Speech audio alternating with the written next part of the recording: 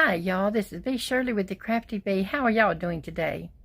I'm coming today to give you a video of a previous craft that I did a while back. I took 2 balls that I bought from Dollar Tree. Everything that I used was from Dollar Tree. I used the diamond bling from Dollar Tree, the tape, the glitter, the glue.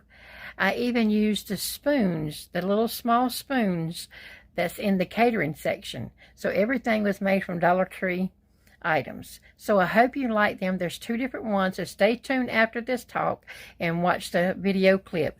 I don't have the voiceover, as I've told you before, but I hope you enjoy the video that I made. Y'all have a wonderful day. Bye.